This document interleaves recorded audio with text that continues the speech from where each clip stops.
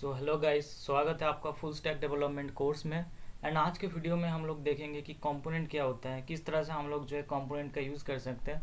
और मैं एक पेज बना के दिखाऊंगा जो कि एक बेसिक सा पेज होगा, लेकिन उस पेज से आप लोगों को समझ में ये आ जाएगा कि किस तरह से जो है हम लोग रिएक्ट में एक पेज को क्रिएट कर सकते हैं with the help of multiple components. ठीक है, तो देखो सबसे पहले जो देखो रिएक्ट में ना, रिएक्ट एक्चुअली होता है एक सिंगल पेज एप्लीकेशन। तो सिंगल पेज एप्लीकेशन का मतलब क्या है कि यहाँ पे तुम्हारा जो है एप्लीकेशन एक ही पेज लोड हो रहा है। ठीक है, तुम्हारा एप्लीकेशन का या फिर आपका एप्लीकेशन का सिर्फ एक ही पेज लोड हो रहा है।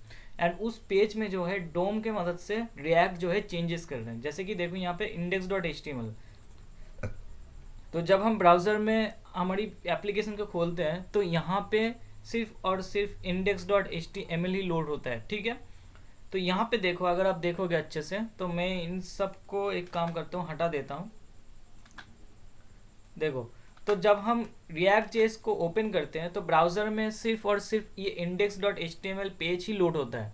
ठीक है, जब आप किसी लिंक पे क्लिक करते हो तब मैंने आपको दिखाया था कि ब्राउज़र, तब आपको दिखाया था कि पेज रिफ्रेश नहीं होता। पेज रिफ्रेश क्यों नहीं होता? क्योंकि आपके पास एक ही पेज है रिएक्ट में। ठीक है, आपका एप्लीकेशन जितना भी बड़ा हो, एक्चुअली पेज जो है एक ही पेज है। वो कौन सा पेज है? index.html। एंड बाकी का जो चेंजेस हो रहा है, जैसे कि आपने क्लिक किया अबाउट पे, तो जो अबाउट का कंपोनेंट्स है वो आ जा रहा है। तो वो कैसे आ रहा है? वो आ रहा है जावास्क्रिप्ट के थ्रू। तो रिएक्ट जो है कुछ जावास्क्रिप्ट सर्व कर रहा है और तुम्हारा जो डॉम है, जो ब्राउजर के डॉम है, उसमें चेंज कर रहा है। ठीक है, वो index.html में अगर आप यहाँ पे देखोगे आईडी रूट, ठीक है, तो इस रूट के अंदर जो है वो कंपोनेंट्स को लगा रहा है, हटा रहा है। तो जैसे उसको, मतलब कि जैसे आपने कोड लिखा है वो वैसे चेंजेस इस डिफ आईडी रूट के अंदर कर रहे हैं। ठीक है, आपने जो भी एप्लीकेशन लिखा है सब कुछ रूट के अंदर है। तो मैं आपको एक बार समझा देता हूँ ये। एक बार मैं टर्मिनल ओपन करके इस ऐप को चलाता हूँ।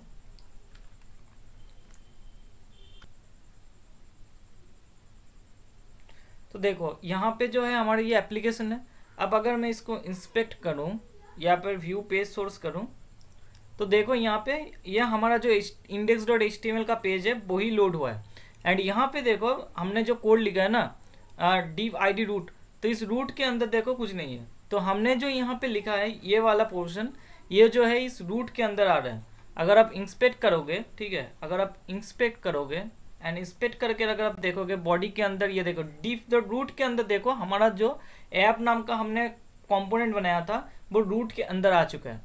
ठीक है, तो इस तरह से जो है रूट के अंदर रिएक्ट हमारा जो कंपोनेंट्स है वो ऐड करता है। ठीक है, इसलिए आपका एप्लीकेशन लोड नहीं होता। अब मान लो अगर मैं यहाँ से अबाउट पेज में जाऊँ एंड वहाँ पे कुछ और कंपोनेंट है, तो रिएक्ट क्या करेगा? सिंपली मेरा पेज चेंज नहीं करेगा, index.html में ही मेरा जो जो कंपोनेंट अबाउट पेज में है वो कंपोनेंट इसके अंदर डाल देगा सिंपली।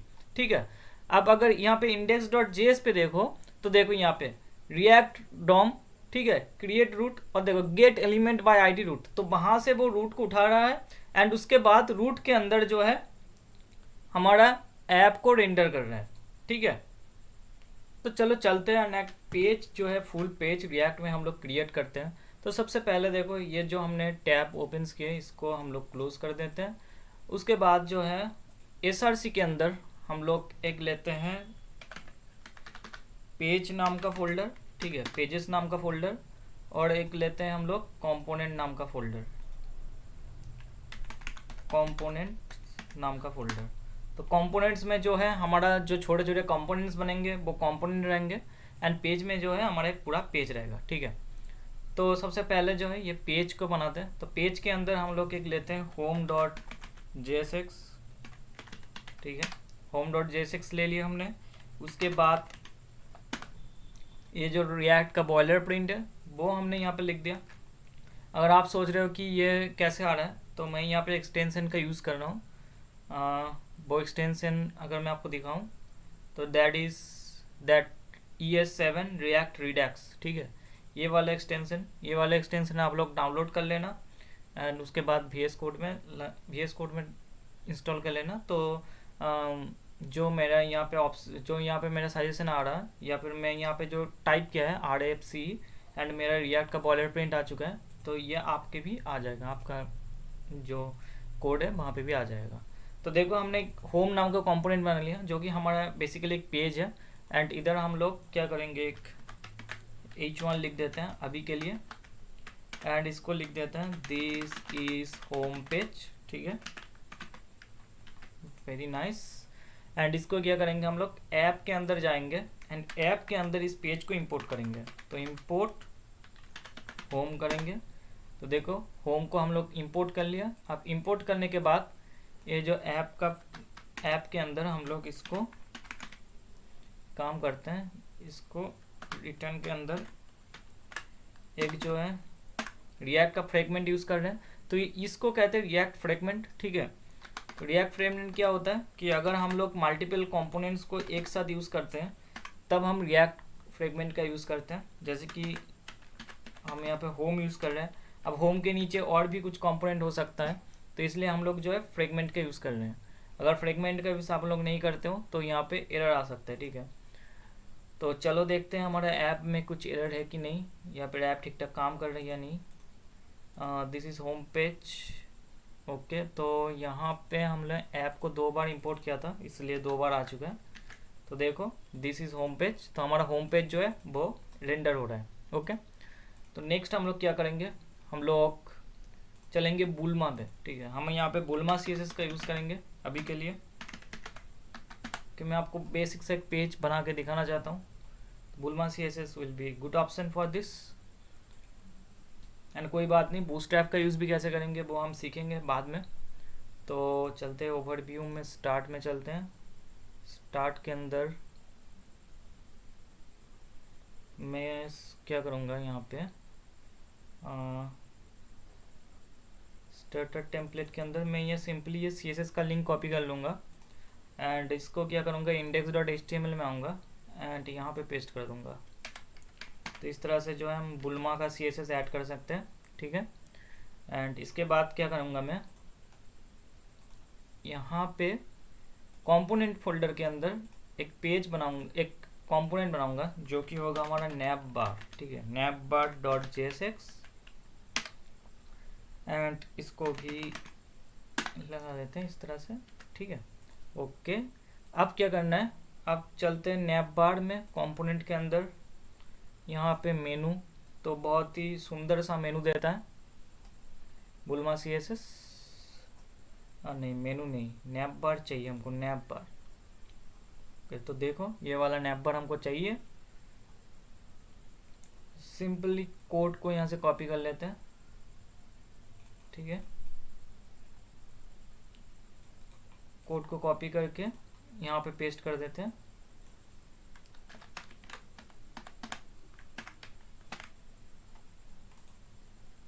फॉर्मेट डॉक्यूमेंट करते हैं, लेकिन यहाँ पे कुछ चीज़ें आपको चेंज करना पड़ेगा। जैसे कि रिएक्ट में आप लोग क्लास के बदले लिखते हैं क्लास नेम, ठीक है। तो मैं इसको चेंज कर लेता हूँ, क्लास के बदले हम लोग रिएक्ट में लिखते हैं क्लास नेम, ठीक है, क्लास नेम इस तरह से लिखते हैं। तो इन सब को मैं चेंज कर लेता हूँ पहले बात।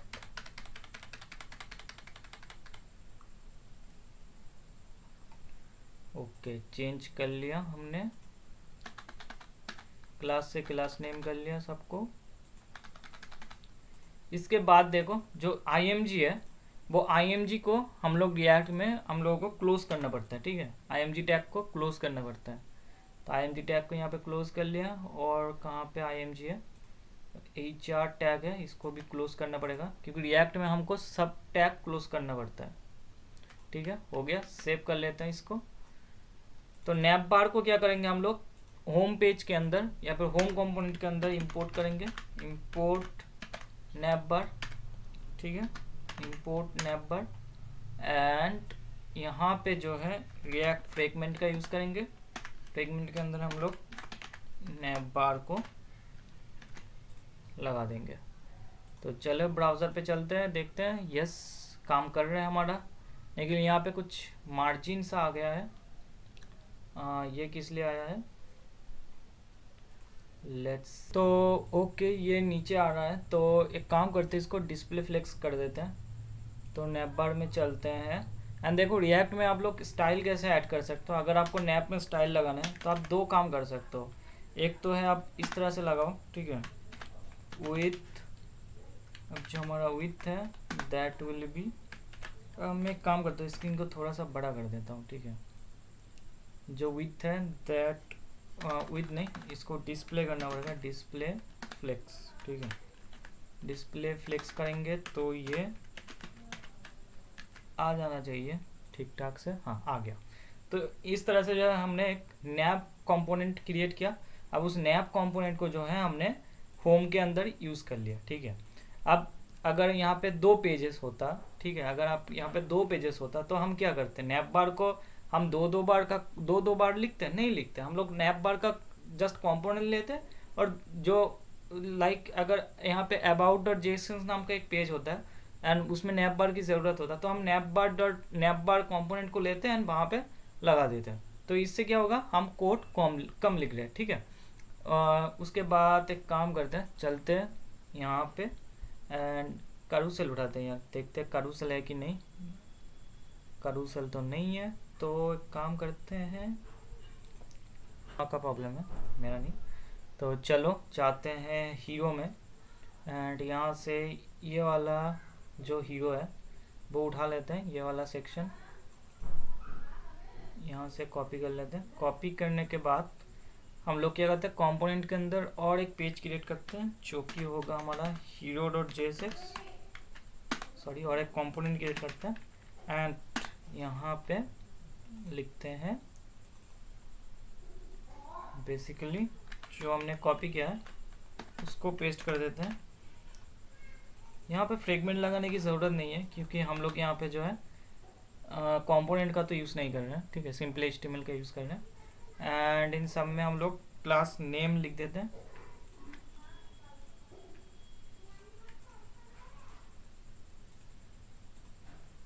इस तरह से सिलेक्ट करके हम लोग इस तरह से लिख देते हैं क्लास नेम। चलो हो गया, सेव करते हैं इसको। अब इस हीरो को यहाँ पे इंपोर्ट करते हैं, इंपोर्ट हीरो, ठीक है, इंपोर्ट हीरो। हीरो को इंपोर्ट कर लिया।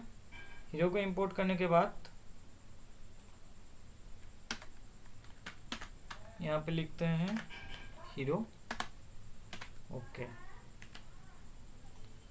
तो हीरो सेक्शन हमारा आ जाना चाहिए अभी, लेट्स सी। तो देखो यहाँ पे हीरो सेक्शन आ गया एंड हीरो पे एक काम करते हैं, यहाँ पे लिखते हैं, हीरो के अंदर चलते हैं एंड यहाँ पे लिखते हैं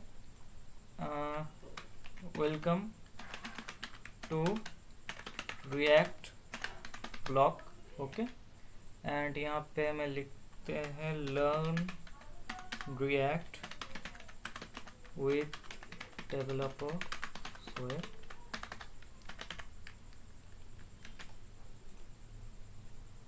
ये अच्छा है, तो इसको ना थोड़ा सा बड़ा करते हैं। तो बड़ा करने के लिए देखो यहाँ पे कुछ दिया है क्या, हाँ मीडियम हीरो, तो यहाँ पे इस मीडियम लिखना पड़ेगा। तो यहाँ पे सिंपली लिखना पड़ेगा इस मीडियम। तो ये थोड़ा सा बड़ा दिखेगा, देखो ये थोड़ा सा बड़ा दिख रहा है, अच्छा लग रहा है, मतलब काम चलाने लायक तो लग रहा है, ठीक है। उसके बाद क्या करना है, उसके बाद हमें लेना है एक और कंपोनेंट जो कि होगा पोस्ट, ठीक है, पोस्ट डॉट जेएसएक्स।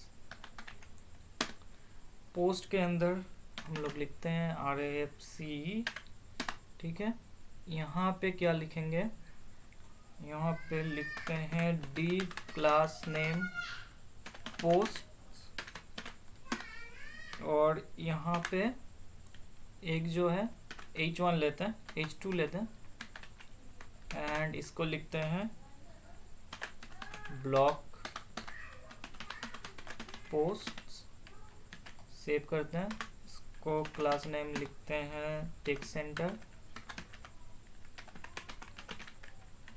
देखते हैं टेक्स्ट सेंटर से आता है कि नहीं। एक्चुअली मैं बुल्मा उतना ज़्यादा यूज़ नहीं करता हूँ, मैं बूटस्ट्रैप यूज़ करता हूँ ज़्यादा, और बाकी के रिएक्ट का जो UI लाइब्रेरीज UI फ्रेमवर्क्स है like Material UI, React Suite, Prime React, इन सब का यूज़ करता हूँ।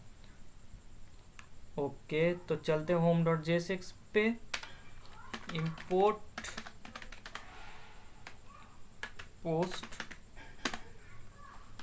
चलो एंड पोस्ट को यहाँ पे लिखते हैं पोस्ट। क्या कुछ एरर दे रहा है हमको? देखते हैं, नहीं कुछ एरर नहीं है। पता नहीं यहाँ पे क्या रहेगा। The href attribute requires an anchor to be keyword accessible. अच्छा, ये शायद नैपबार के अंदर कुछ बोल रहे हैं।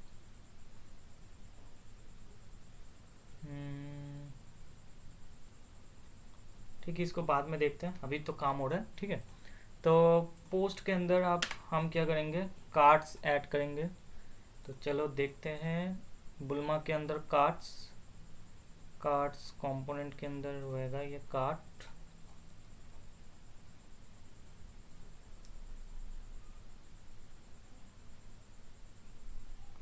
ओके, तो एक कार्ड को उठाते हैं यहाँ से।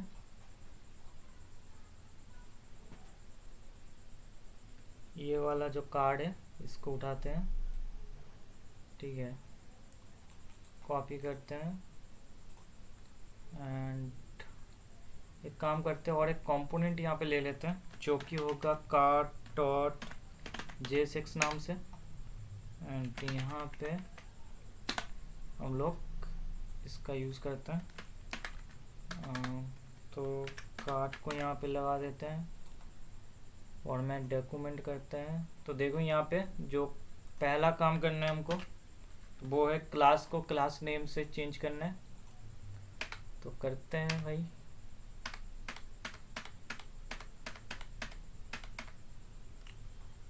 हो गया सारा क्लास नेम चेंज।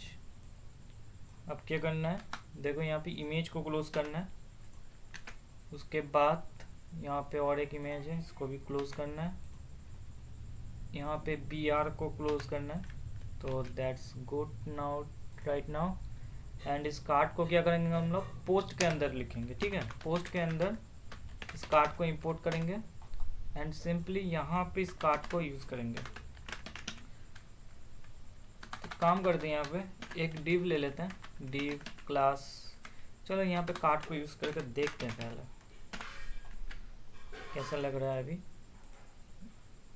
देखो कार्ड कुछ इस तरह से आ चुका है सक्सेसफुल्ली। तो हमें इस तरह से तो नहीं चाहिए, तो एक काम करते हैं, देखते हैं यहाँ पे कंटेनर है कि नहीं। हाँ कंटेनर तो है, तो कंटेनर का यूज़ करेंगे यहाँ पे। देखो कंटेनर तो है, तो हम लोग एक काम करेंगे, हम लोग पोस्ट के अंदर हम लोग कंटेनर लेंगे। ठीक है, कंटेनर।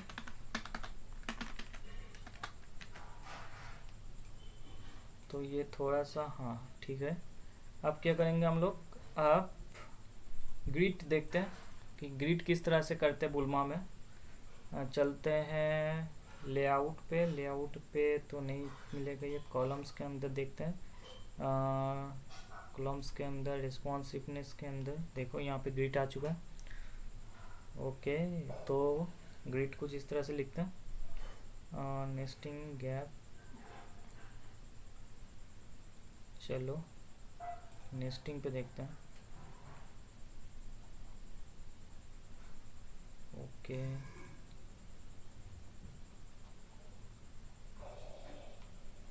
इस तरह से ही करते हैं। ठीक है,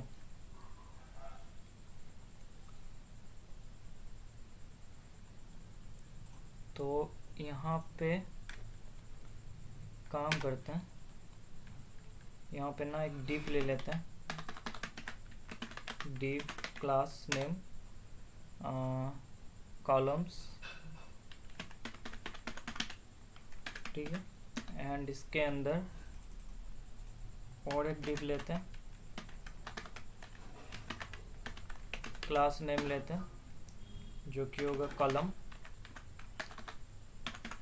ठीक है, कॉलम ले लिया हमने एंड इस कॉलम के अंदर जो है हम इस कार्ड को लगा देंगे। That's good. लेट्स सी, देखते हैं किस तरह का दिखता है। अब इस कॉलम को हम लोग 3 बार कॉपी पेस्ट करेंगे।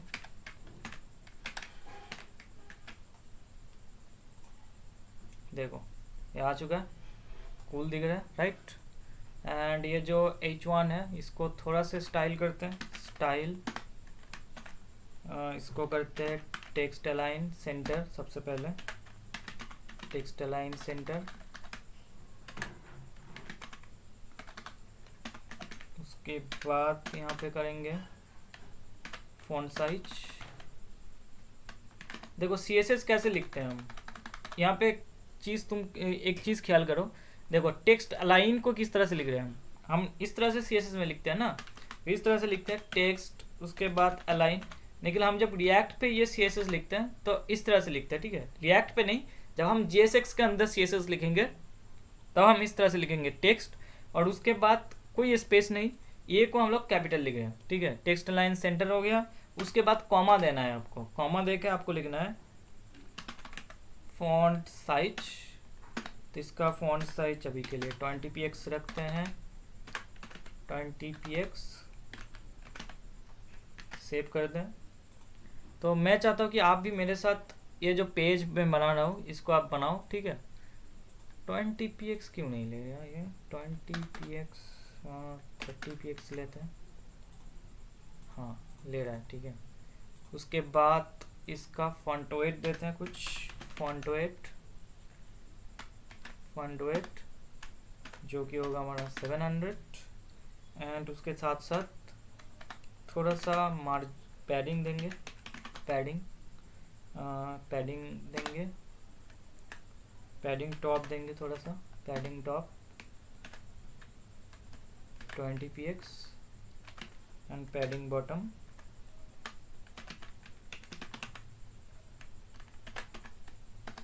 10px।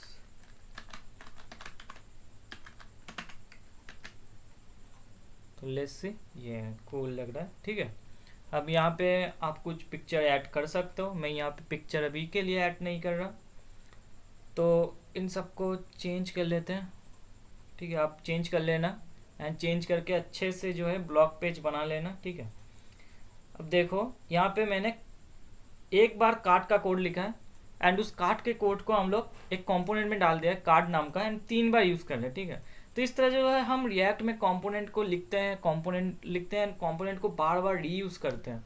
एंड आप एक बार यहाँ पे देखो कि हमने 3 बार ये जो कोड है इसको रिपीट किया है, तो आप इसको भी एक ही कोड में लिख सकते हो with the use of loop, ठीक है। लूप करके भी आप लोग इसको एक ही लाइन में कर सकते हो, तो वो हम बाद में देखेंगे। अभी के लिए आप इस तरह से रिएक्ट के अंदर पेज बनाओ, आप चाहे बुल्मा CSS का यूज़ करो, चाहे बूटस्ट्रैप का यूज़ करो, वो आपके ऊपर है। लेकिन आप इस तरह का एक पेज बनाओ, एंड पेज बनाने के बाद जो है आप सीखो कि कंपोनेंट को कैसे यूज़ कर रहे हैं। आपको रिएक्ट में हम लोग पेज किस तरह से क्रिएट कर सकते हैं वो आप पहले सीखो, ठीक है।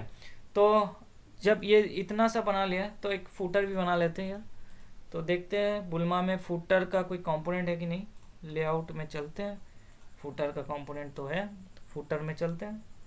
तो ये वाला फुटर है, तो एक काम करते हैं इसको ही उठा लेते हैं, फुटर को कॉपी कर लेते हैं, and let's go to component के अंदर एक बना लेते हैं फुटर डॉट JSX, एंड इसके अंदर हम लोग लिखते हैं,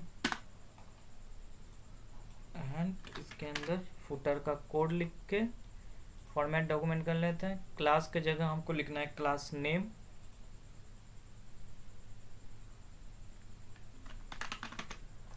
सेव कर लेते हैं।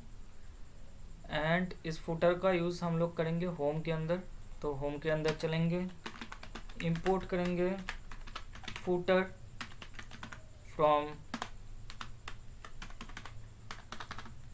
अरे ये तो इंपोर्ट हो जाना चाहिए था, एक सेकेंड, इंपोर्ट फुटर, ठीक है। एंड फुटर को सिंपली यहाँ पे इंपोर्ट कर लेंगे फुटर। तो देखो हमारा पेज तैयार है, बिल्कुल तैयार है हमारा पेज।